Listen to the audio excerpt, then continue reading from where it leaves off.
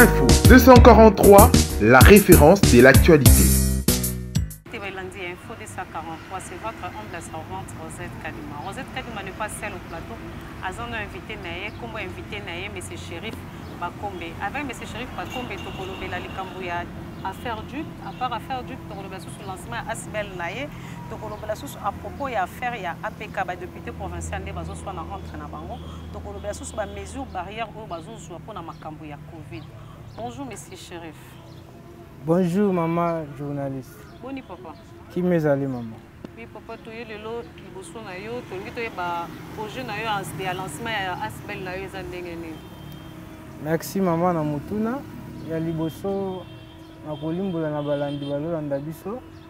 Kombo nanga ezali Monsieur Chérif Bakombe ndenge mama lobi. Azali combattant ya IDPS, ya bambula pe belé. Et puis naza initiateur ya Asbel pro Tshisekedi. Yango moni lelo na ye kokutana bino mpona tosolola makambo ya Asbel. Oui, papa, les camarades Asbel pro Tshisekedi. Ezalaki depuis que la bimi quand le président du pouvoir. Voilà. Ezalaki idée nanga déjà taki combattant. Mais tozalaki kozela moment oyo ke tokoki kobimisa yango emona na miso ya bato. C'est ça le moment de commis prêt pour te lancer officiellement mon pays. Idée à pro Tshisekedi, idée nango eza nini? Voilà. Idée nango eza toujours soutien.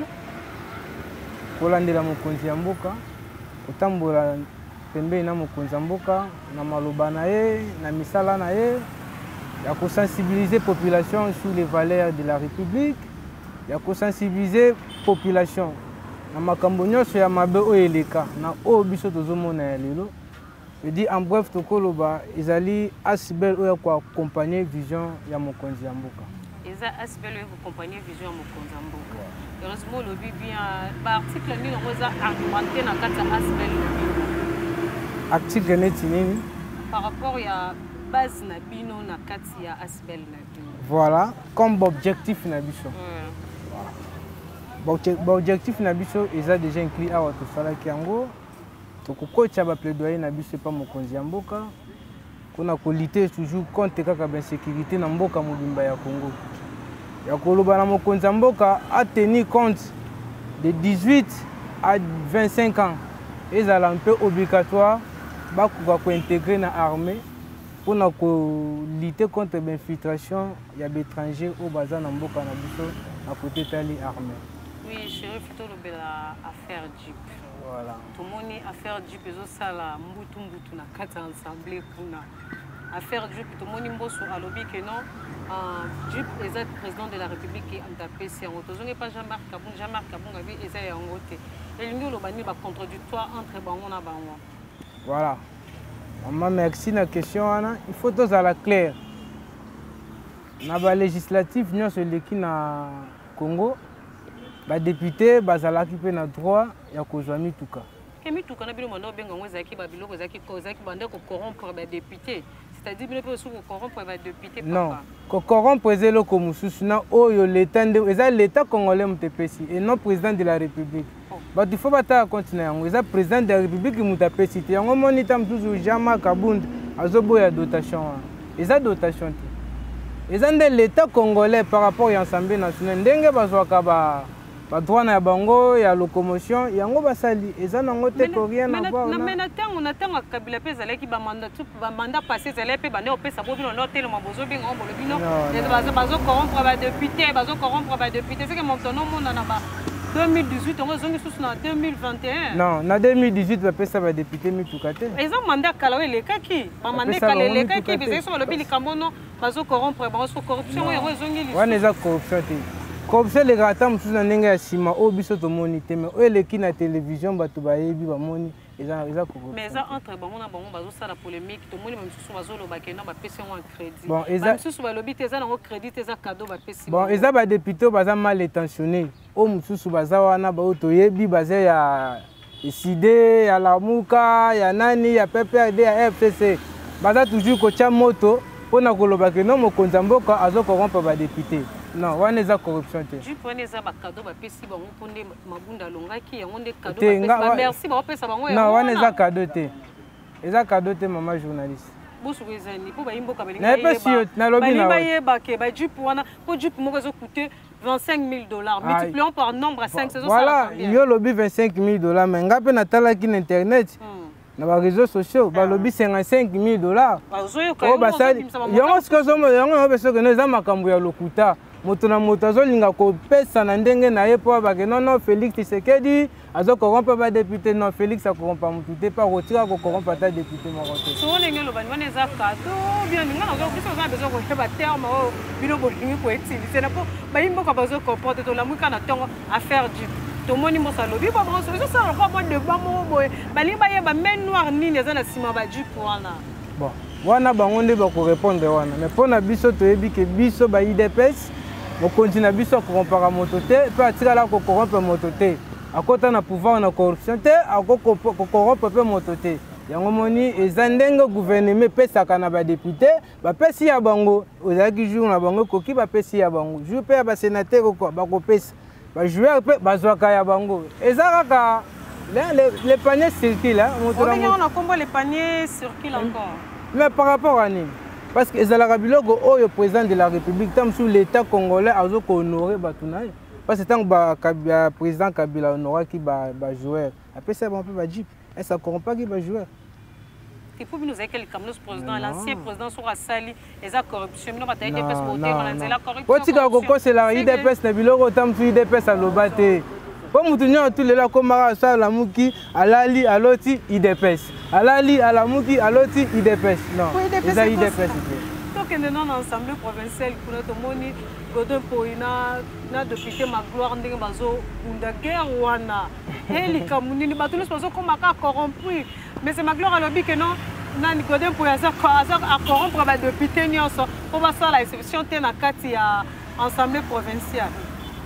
Merci maman yango na laksa na bato pe to koyebisa bato c'est ça la démocratie. Oyo biso to bundeli 27 ans 37 ans ya lit lelo to komi na pouvoir c'est ça la démocratie ba vérité o mususu biso na bino to bande koyeba te c'est le moment komi koyeba na tango ya Fachi c'est que Fachi vraiment azotambola malamu po ba o biso to ndoko mona ibandoko sala mat to mona te ba député na ba président na bango ba sala ndenge ya nkuku lelo komi na ndenge ya poisa bango na bango ba yebi eloko ni bazo walela parce que ça pour shérif tozo eza lokola guerre mo elongwe makambo entre sila la kata musala mais bakomi ko pesa na ba plante la ko funda mutu na ndenge na pa ko funda mutu na ndenge na moto komi mabe makasi voilà siko yango mona epesa ba guerre individuelle parce que Godin Poya ke funda individuellement comprendre eza te que non assemblée provinciale ke funda magwa soki député wana nini éviter les assemblées provinciales des individus de Godin Poya veut des makambo na bango individuel les autres intéressés bangwana parce que ils ont engagé république ils ont engagé pe ville à Kinshasa te donc il y a une gestion ya covid tout le monde to la mukina tonga bazuba mesure barrière que non mi balé na taxi mi satu na taxi moko liboso mi balé na simama toujours mon bato ko souffrir na ba transport ezo sala ndenge po bakoka ko zona bango ba mesure non les gens respectent toujours de masque mais comme il y a problème à transport toujours moi ba marche de santé ezo salema est-ce que zamba la liboso to pouvoir loba moko na moto mais ozo bossa na shérif erba loba ka liboso ba tsara ba service minimum de bande ko sala mais tout réserve ba service minimum te nyonso azokota na ville azotambola mais nandimi ke on aza si ceux qui muta ke retard na moment oyo nde transport komi passe pour na raison ya covid andimi te moto wana de la 10 heures ba bengani na mosala wana na entreprise na bino non entreprise nyonso oyo ke baza na kati ya Congo parce que loi wana mibeko wana moto apesa ngo chef de l'état et peut-être l'entreprise na bino pour non biso to na entreprise na biso ni chef de l'état alobaki kaka ke non bato ba respecter couvre-feu mais to moni nani monsieur Chantini ngobila leki na télé azur des sujets ba mesure barrière misa tu mi balé taxi misa tu bis nombre tel et ça président de la république mais oui utikuna ekiteli ye pa kozala na oyo ya kopesa o pe kozala na policier pa kopesa tie kitana se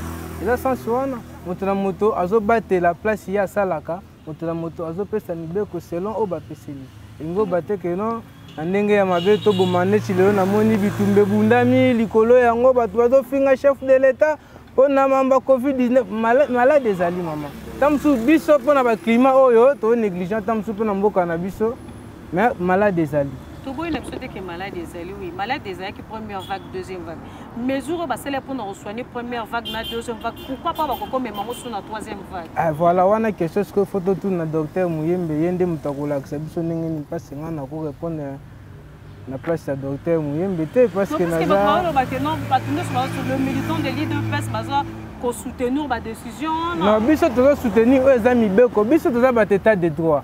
Faut comprendre. IDPS biso to za état de droit, to za démocratie. Parce que biso batangisa biso biloko kaka miba état de droit na démocratie. Et loko eza état de droit biso photo défendre yango photo to sala nyonso ke po état droit wana ezala respecté. C'est ça mosala na biso. Droit wana ezala respecté. Tomoni affaire IGF fait comme lokola mundu ki président komi ko betela bandeko na ye mususu. Bayi ya pouvoir akala. IGF comme quand on parle pour IGF, to zongi pour IGF, to parle pour IGF. IGF wana likamuni jilani ekazo salabat. Maman, na sekili susu. Photo longola équivoque wana au président de la République aza ko beta batone ya kala. Te. Président za président ya Congo pona ba Congolais nyos. Yango na biso to tangela état de droit na démocratie. Mais des ans d'état de droit zo beta bato. Et ça président de la République, est-ce que IGF président Moutasali yango? Salama na neni? Yo za mutamaelo yebi IGF salama na neni? Siko moto na moto komi ko sala mosala na ye. C'est ça la démocratie, c'est ça un état de droit. État de droit ne mutu et tombola ka nation. Il faut état de droit ezala effectif na Congo. Yango moni que no IGF président comme c'est ça l'état de droit. Vraiment coup de chapeau à son excellence. Tolo balikanga tolo bilikambo message alingete tozo ngana dossier ya makambo bukanga londo tout monde ba sénateur ba boy ko lever immunité ya ndeko na bango matata mponi yango wana parce que yango tolobi état de droit na makambo ebele balakisi que Sénat c'est ça la na démocratie ya ko voter pour moninga na bango balongole immunité mais ba ke bango baza justice te Matata pono ceux qui vraiment aza innocent. Ceux qui vraiment aza innocent ndenge azolobela a présenter na justice. Non, biso te bangonde. Yango monga na pesi ultimatum na monsieur Bahati Lukwebo. Parce que ce n'est comme l'association des malfaiteurs. Otobaka ba cravate ba kulu na cravate. Bango nyonso tout ba ke batama wapi na Sénat. Parce que azobanga soki bakangi matata ponyo koloba te nazalaki nga moko te j'étais avec ceci j'étais avec cela on avait fait ci cela yango wana omoni Bahati Lukwebo na mayela za nango azoboya ko enlever humilité mais toyebisi bango boye biso take poti sekede take ba combattant IDPS to telema na nzela po tolakisa bango ke biso toza ba souverain primaire. Parce que biso nde moto to chaka président de la République. Non, non. Biso, quand on passe pour nanga parce que na mona muto ko bana ndenge na ye. Nga etake IDPS. Fona lo bana na IDPS. Yo etake la muka, fo lo bana la muka. Yo etake FCC, nga etake IDPS. Yango mo nazo marteler toujours pour na IDPS. Bandeko na nga IDPS kala mingi te to projeter marche. Donc il y a un Sénat, pour que tu aies mémoire na biso pour enlever humilité. Il y a matata ponyo parce que tu as sous le pouvoir ya kalaté. C'est que ngolo ba que monsieur Bahati Lukwebo pas corrompu. Mais ouais, mais on a lobby c'est ça l'association des malfaiteurs de Koulouna en cravate. Mais c'est Bahati et consort. Mais tout le monde baninga na bino msuwazo senga baninga ba parti politique msuwazo senga ba marche.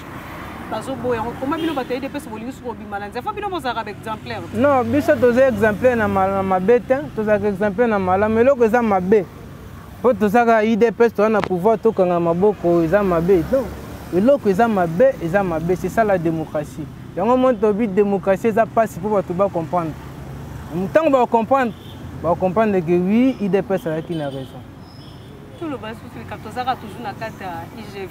Tout le monde, M.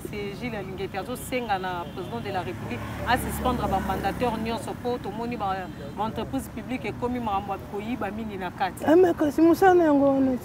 Et peut-être pour parce que tu vas travailler na président l'ancien mandat, na mandat Kala, on a un président. Bazaba Congolais. C'est le quoi que c'est quoi ça qui na Kabila, ou Tiki Kabila changer nationalité? Kabila, comme si on le voit comme guerre de France. Yango to lobby.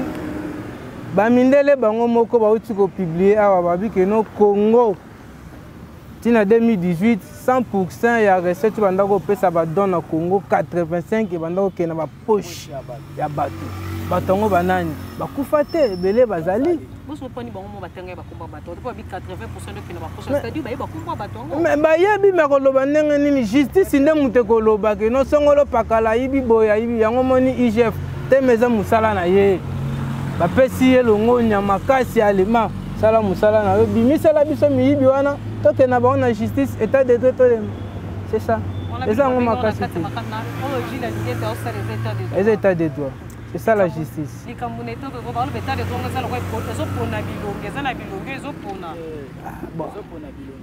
wana sikoyo fo otuna justice mais Félix alobi mututu article 19 ya constitution le mututu aza représentable na justice mututu il faut que présenter ba biloko na nyonso na justice. Oui, tout le monde a le état de siège na est, tout le monde président de la République a commis pour vendre tous ces derniers temps à na est. Comme le président de la République, tout le monde m'a belé et bimé et l'ingolo banini. Mais état de droit non le ban.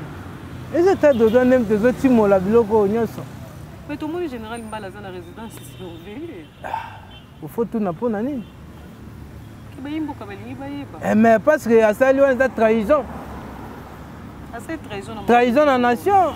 Trahison problème. Mais yo qui en autre binombe wa journaliste nem to publier qui en biso de. Trahison ouais, parce que y a lobby que non, il y a un chef de l'état 22 000 hommes bazana au est, 21 000 hommes de gonanga lobby. Mais mon konzake sur le terrain a constaté que baza 21 000 hommes te baza 10 000. Parce que 11 000 hommes on a vaincu. Et yango sikoyo bakanga ye atuna totuna ye biso 11 000 hommes wana biloko na bango bakasho na bango mandoki na bango pona armée bapesaka moto na mandoki na ye. So vous avez 10 wana 10 mandoki boyete sikoyo soki 21 000 armes ke wapi. C'est ça monique na mboka na tango Kabila ba guerre bando continuer parce que ba généraux bazalaki na ba faire wana ya koboma ba congolais. C'est-à-dire que non, les généraux sont corrompus. Ah voilà, c'est que le général est assez peu sous corrompu. Ada corrompu, tout fait. Faut pas kangaye.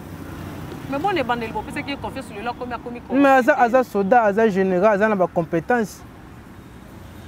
Faut na kanga, faut na tinde, faut na zanoka pembeni. Bah imbo comme le monde a cassé ma résidence surveillée de comme il est malade. Pour moi, exalara minga belle après que soka kei malamu kaka po basepelaka na liwa moto te mais soka aza envie bakanga ye kaka kobela eza suka mokili te tomoni bapesi camere ezalaki 20 ans lelo tokomi na 13 ans likambo ngo tozokende nango ndene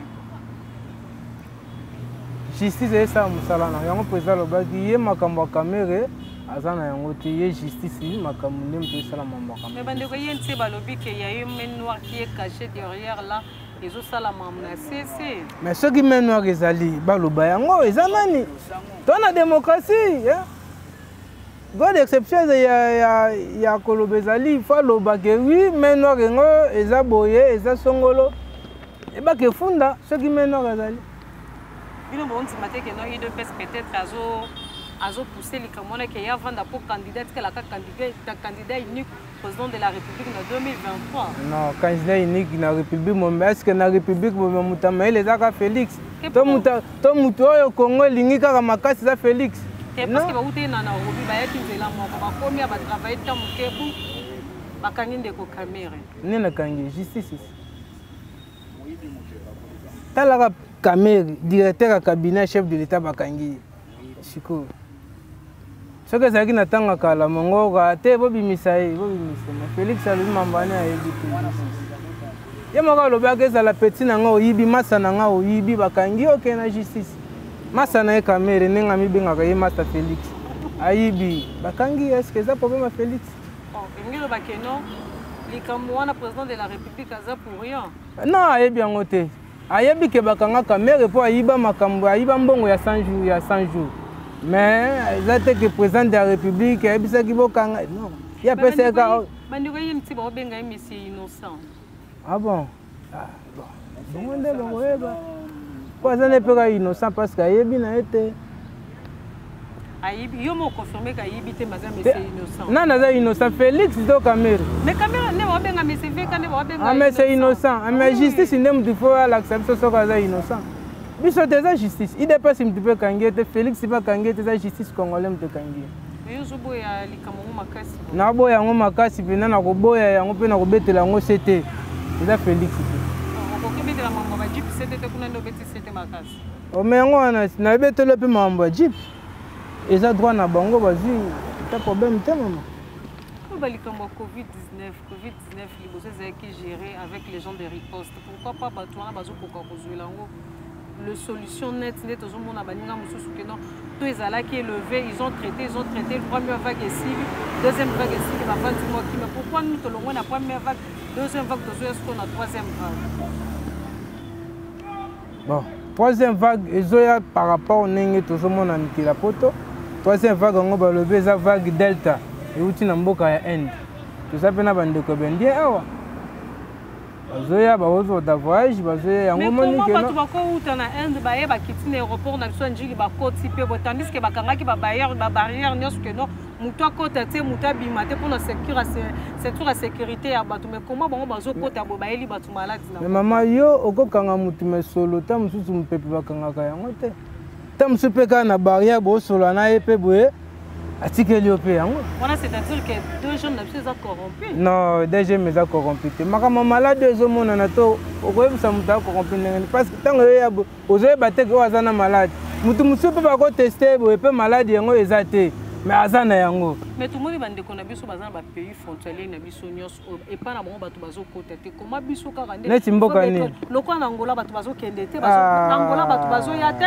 bato bazokende pe te bato bazovoyage na bamafia seke mpe mafia eza na RDC te natundika nayebisa yo po ingo boye elingi naloba te naloba nao so oke na lufu bato bakendaka Angola kasi bazokende ngo na ndenge ya mafia eza na ndenge normal te ndenge ezalaki na kalake teka na ndenge nyonso logique oke non nalobi kaka na ndenge bango bauta kuna na Angola baye mpe bakoti na Congo seke kuna mpe mafia ezali te biso bato bazovoyage parce que bato bakokende président déjà fongolaki mpona bavoyage soki na Angola bafongolaki seke bango nde baza na mafia mpo bango mpe bazouta Angola bazoya awa tozonga na mboka na biso RDC mpo maladi ye ekisi na aéroport ya njili ebandi njili ezoya na mopepe te mama maladi ezoya na mopepe soki eye yango bayebi ke no mpo